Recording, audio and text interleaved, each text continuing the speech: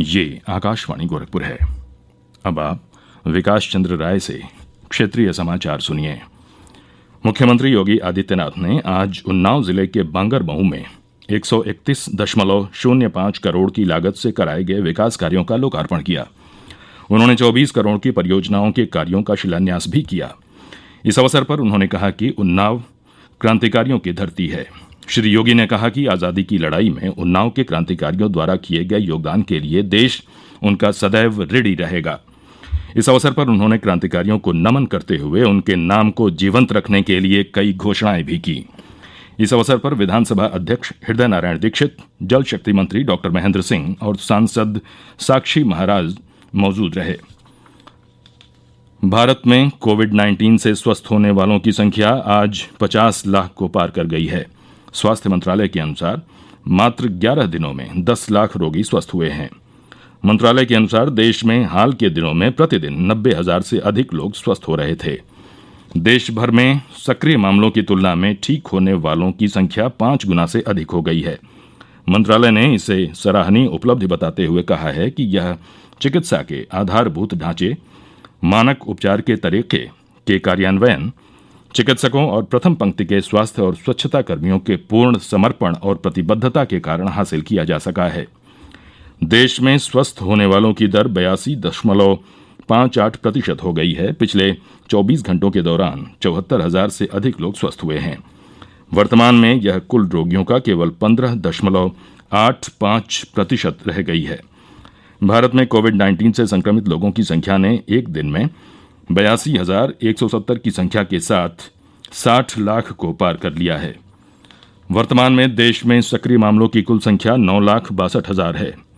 वर्तमान में भारत में संक्रमण से मृत्यु दर 1.57% है, जो विश्व स्तर पर सबसे कम दर वाले देशों में से है। पिछले 24 घंटों में 1,039 मौतों के साथ मृतकों की कुल संख्या 95,542 तक पहुंच गई है। प्रदेश में कोविड-19 से ठीक होने वालों की दर 84% से अधिक हो गई है और नए मामलों में गिरावट आई है। हमारे संवाददाता ने बताया है कि पिछले 24 घंटों में वायरस से संक्रमित होने वाले लोगों की संख्या की तुलना में ठीक होने वाले लोगों की संख्या अधिक है। अपर मुख्य सचिव स्वास्थ्य एवं चिकित्सा अमित मोहन प्रसाद ने कहा कि पिछले 10 दिनों में ठीक होने वाले लोगों की संख्या इस वायरस से संक्रमित होने वाले लोगों की संख्या से अधिक है। पिछले 24 घंटों में राज्य में 4,403 नए कोविड संक्रमण के मामले सामने आए हैं, जबकि 5,656 लोग पूरी तरह से ठीक होकर अस्पताल से घर लौट गए हैं या फिर होम आइसोलेशन खत्म कर चुके हैं। कुल मिलाकर अब तक राज्य में 3,25,000 से अधिक मरीज पूरी तरीके से स्वस्थ हो चुके हैं। सुशील चंद्र तिवारी, आकाशवाणी समाचार, लखनऊ। संघ लोक सेवा आयोग यूपीएससी ने आज उच्चतम न्यायालय के समक्ष कहा कि सिविल सेवा परीक्षाओं को स्थगित करना असंभव है। न्यायमूर्ति एएम खानविलकर की अध्यक्षता वाली पीठ ने संघ लोक सेवा आयोग से एक शपथ पत्र देने को कहा था। अदालत आगामी बुधवार को मामले की सुनवाई करेगी।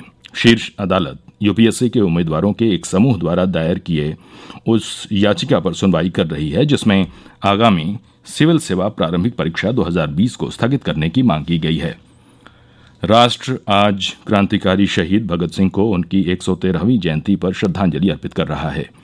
वह देश की आज़ादी के लिए अंग्रेजी शासन के खिलाफ लड़े और मात्र 23 वर्ष की आयु में उन्हें राजगुरु और सुखदेव के साथ लाहौर जेल में फांसी दे दी गई थी। प्रधानमंत्री नरेंद्र मोदी ने भगत सिंह को श्रद्धांजलि दी और भारत की आज़ादी की लड़ाई में उनके योगदान का उल्लेख किया। मन की बात कार्यक्रम में कल श्री मोदी ने महान स्वतंत्रता सेनानी भगत सिंह को बहादुरी और साहस का प्रतीक बताया। मुख्यमंत्री योगी आदित्यनाथ ने कहा है कि क्रांति की ओजस्विता को वैचारिक धरातल करने वाला सरदार भगत सिंह का जीवन संपूर्ण राष्ट्र के लिए प्रेरणा है। मुख्यमंत्री ने भगत सिंह की जयंती पर उन्हें नमन किया है। केंद्रीय गृह मंत्री अमित शाह ने श्रद्धांजलि देते हुए कहा कि भगत सिंह ने अपने क्रांतिकारी विचारों और सर्वोच्च बलिदान से स्वतंत्रता संग्राम को नई दिशा दी और देश के युवाओं को स्वाधीनता का संकल्प लेने के लिए जागरूक किया।